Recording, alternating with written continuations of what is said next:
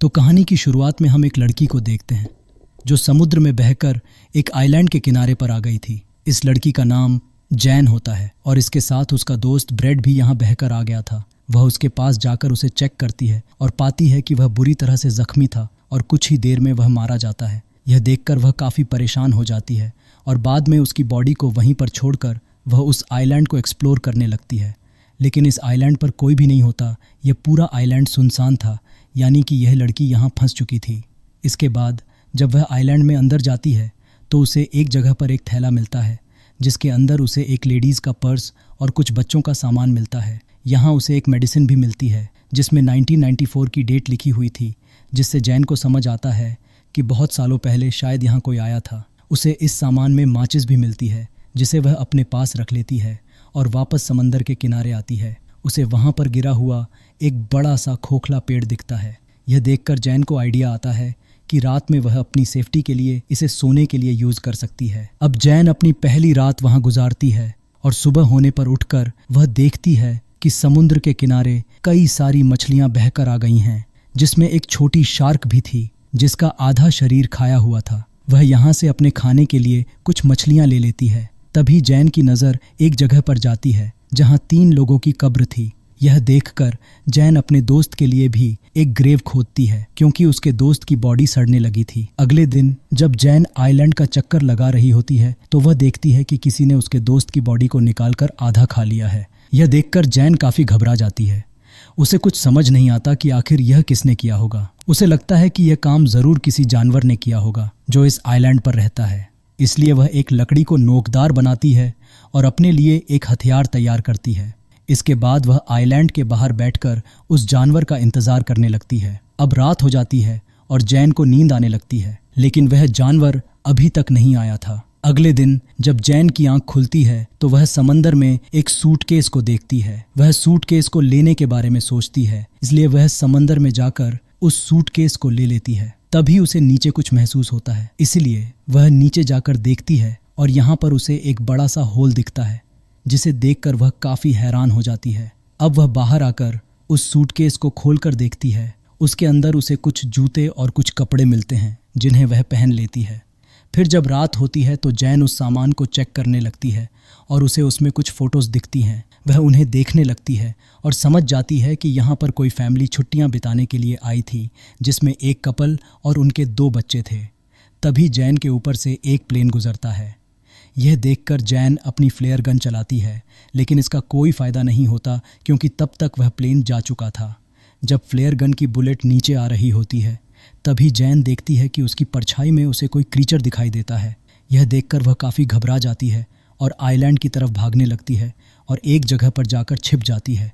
वह क्रिएचर यहाँ आकर जैन को ढूंढने लगता है। इससे जैन और भी डर जाती है और आज की रात इसी तरह से बीत जाती है। अब अगली सुबह जैन फिर से उन्हीं फ़ोटोज़ को देख रही होती है और वह एक फ़ोटो में 2 चमकती हुई आंखों को नोटिस करती है, जिससे वह समझ जाती है कि यह वही क्रिएचर है जिसे उसने कल देखा था और शायद इसी ने इस फैमिली को मारा होगा। यह देखकर जैन और भी ज़्यादा डर जाती है और अब वह किसी भी तरह से इस आइलैंड से निकलना चाहती थी। अब इसके बाद वह सूटकेस को खोलती है और उसमें अपनी लाइफ जैकेट डालती है ताकि उसके सहारे वह तैरकर यहाँ से बाहर निकल जाए। इसके बाद वह सूटकेस में बैठकर यहाँ से निकलने की कोशिश करती है, लेकिन वह सूटकेस पलट जाता है।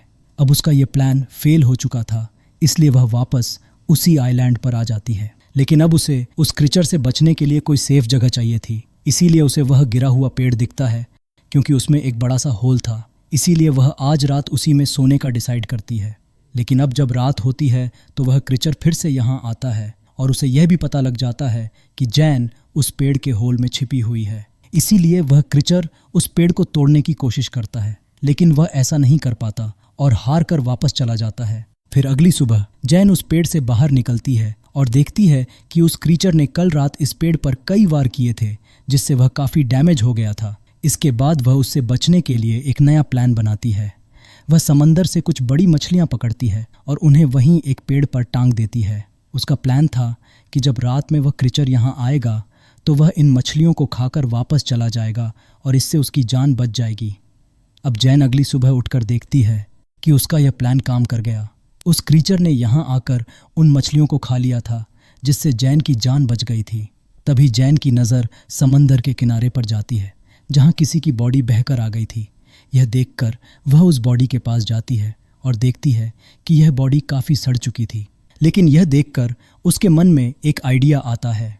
वह उस बॉडी को वहीं पेड़ पर लटका देती है ताकि वह क्रीचर उस बॉडी को खाकर चला जाए। अब उसके लिए यहाँ सरवाइव करना काफ़ी मुश्किल हो गया था। आज रात के लिए उसने यहाँ एक गड्ढा बनाया था जिसमें जाकर वह छिप जाती है और उस क्रीचर के आने का इंतज़ार करती है। फिर जब रात होती है तो वह क्रीचर यहाँ आता है और जैन पहली बार उस क्रीचर को देखती है। वह उसे देखकर काफ़ी डर जाती है क्योंकि वह काफ़ी खौफनाक था। फिर जब वह यहाँ आकर उस बॉडी को खा जाता है तभी जैन को अपने पास से कुछ आवाज़ें आती हैं और जैसे ही वह देखती है तो उसे वहाँ उस क्रीचर के पैर दिखाई देते हैं। यह देखकर वह और भी ज़्यादा घबरा जाती है, लेकिन किसी तरह से वह खुद को कंट्रोल करती है। अब अगली सुबह जब जैन उठती है तो वह अपने लिए एक सेफ जगह चाहती थी क्योंकि उसने उस क्रीचर की हाइट देख ली थी। इसीलिए वह अपने लिए पेड़ के ऊपर एक झूला तैयार करती है ताकि वह क्रीचर उस तक ना पहुंच सके। इसके बाद वह उस झूले में जाकर बैठ जाती है। अब जब रात होती है तो वह क्रीचर फिर से यहाँ आता है और उसे यहाँ जैन के होने का एहसास हो जाता है। इसलिए वह उस झूले वाले पेड़ को ज़ोर ज़ोर से हिलाने लगता है जिससे वह झूला टूट जाता है और जैन नीचे गिर जाती है। अब वह क्रीचर जैन का पीछा करने लगता है और जैन अपनी जान बचाकर भागने लगती है। लेकिन तभी जैन देखती है कि वह क्रीचर ज़मीन से ज़्यादा तेज़ पानी में दौड़ रहा है और वह पल भर में उसके सामने आकर खड़ा हो जाता है। लेकिन जैन अपने उस लकड़ी के औजार को उस क्रीचर के पेट में घुसा देती है। वह क्रीचर जैन को उठाकर पानी में फेंक देता है और जैन खुद को किसी तरह से संभालती है। जैन देखती है कि वह क्रीचर यहाँ से जा चुका है और अब वह पानी से बाहर आ जाती है और वहीं एक पेड़ पर जाकर छिप जाती है। फिर अगली सुबह जब जैन उठती है तो उसका पैर काफ़ी ज़ख्मी हो चुका था, इसलिए वह खुद को साफ करने के लिए समंदर में जाती है। जब वह यहाँ नहा रही थी तभी उसकी नज़र दूर एक राफ्ट पर जाती है जिसमें उसके दो दोस्त थे जो कि किसी तरह से सरवाइव करके यहाँ आ गए थे। उनका नाम लूकस और मिया था। इन्हें देखकर जैन काफ़ी खुश होती है। अब ये जैन के पास आकर बैठ जाते हैं और जैन उन्हें खाने के लिए कुछ मछलियाँ देती है। वह यहाँ पर इन्हें उस क्रीचर के बारे में बताती है। वह कहती है, हमें जल्द से जल्द यहाँ से निकलना होगा क्योंकि मैं यहाँ पिछले 7 दिनों से फंसी हुई हूँ। लेकिन लूकस और मिया उसकी बातों पर विश्वास नहीं करते। उन्हें लगता है कि वह झूठ बोल रही है। वे कहते हैं, हम पिछले 5 दिनों से समंदर में भटक रहे थे और अब जाकर हमें यह आइलैंड मिला है। जिसके बाद अब जैन उन्हें वो तस्वीरें भी दिखाती है जिनमें वो क्रीचर साफ दिखाई दे रहा था, लेकिन फिर भी वो दोनों यहाँ से नहीं जाना चाहते थे। जैन समझ जाती है कि ये उसकी बात नहीं मानेंगे। अब इसीलिए वो इनसे छिपकर इनकी राफ्ट लेकर यहाँ से भागने का प्लान बनाती है। वो उनकी राफ्ट लेकर यहाँ से निकलने की कोशिश करती है, लेकिन वो दोनों इसे पकड़ लेते हैं। मिया जैन पर अटैक कर देती है जिससे वो बेहोश हो जाती है। जब उसकी आंख खुलती है तो वह खुद को बंधा हुआ पाती है और अब रात हो चुकी थी। इसीलिए वह लूकस को मनाकर उसे खोलने के लिए कहती है, लेकिन लूकस और मिया उसकी कोई बात नहीं सुनते। इसके बाद मिया उस आइलैंड पर घूमने के लिए जाती है और लूकस वहीं जैन के पास रुकता है। इधर जब मिया वॉक कर रही थी तो वह क्रीचर पानी से निकलकर उस पर अटैक कर देता है। उसकी आवाज़ सुनकर लूकस तुरंत वहां पर जाता है, लेकिन वो क्रीचर मिया को पानी में खींच कर ले जाता है और उसे मार देता है। यह देखकर लूकस बहुत डर जाता है। वह डर कर एक पेड़ पर चढ़ जाता है। अब सुबह हो जाती है, लेकिन लूकस उस पेड़ से नीचे नहीं आता। अब उसे जैन की बात समझ आ चुकी थी। जैन उससे कहती है कि देखो, वो क्रीचर सिर्फ रात में आता है, वह दिन में बाहर नहीं निकलता। यह बात सुनकर लूकस पेड़ से नीचे आता है। अब जैन लूकस से कहती है कि हमें जल्द से जल्द इस आइलैंड से निकलना होगा। अब लूकस उसकी बात मानने के लिए तैयार था। अब ये लोग कुछ मछलियाँ और कुछ नारियल अपने साथ ले लेते हैं। वो अपने सभी सरवाइव करने के सामान को रख लेते हैं। यहाँ पर लूकस काफ़ी डरा हुआ था, लेकिन जैन उसे समझाती है कि वो क्रीचर सिर्फ रात में अटैक करता है और जब तक रात होगी हम इस आइलैंड से काफ़ी दूर जा चुके होंगे। इसके बाद जैन जाकर उस राफ्ट में बैठ जाती है जहाँ पर उसे कुछ खून बिखरा हुआ दिखाई देता है। वह समझ जाती है कि इन पिछले 5 दिनों में इन दोनों ने सरवाइव करने के लिए ज़रूर किसी अपने इंसानी साथी को मारकर खाया होगा। अब ये लोग जैसे ही अपनी राफ्ट से यहाँ से निकलने लगते हैं, लूकस को पानी में वही क्रीचर दिखाई देता है। यह देखकर ये दोनों काफ़ी घबरा जाते हैं और उस राफ्ट को चारों तरफ से ढक लेते हैं, लेकिन तभी वो क्रीचर उनकी राफ्ट में घुसकर उन पर अटैक कर देता है। यह देखकर लूकस उस फ्लेयर गन से उस पर अटैक करता है, लेकिन वो क्रीचर जैन को पकड़कर अपने साथ ले जाता है। जैन के पास एक नाइफ था जिसे निकालकर वो उस क्रीचर पर कई बार अटैक करती है, लेकिन तभी लूकस भी जैन को बचाने के लिए पानी में आ जाता है। यह देखकर वो क्रीचर जैन को छोड़ देता है और लूकस को पकड़ लेता है। वो उसे लेकर अपने उस बड़े से होल में चला जाता है। यह देखकर जैन किसी तरह से तैरकर फिर से उसी आइलैंड पर पहुंच जाती है, लेकिन जैन को लूकस की मौत का काफ़ी दुख होता है, इसीलिए वो उस क्रीचर का सामना करने का डिसाइड करती है। इसके बाद वो वहाँ पड़ी लकड़ियों से कई सारे नुकीले हथियार बनाती है, लेकिन ये औजार उससे कम नुकीले लगते हैं। इसीलिए वो वहाँ की ग्रेव को खोदती है और उसमें से कंकाल को निकालकर उनसे काफ़ी नुकीले हथियार बनाती है। वो उस क्रीचर को आग में जलाने का प्लान बनाती है, इसलिए वो वहाँ पड़ी सूखी झाड़ियों को इकट्ठा करती है और उनसे घेरा बनाती है। अब उसने किसी तरह अपने ट्रैप को तैयार कर लिया था।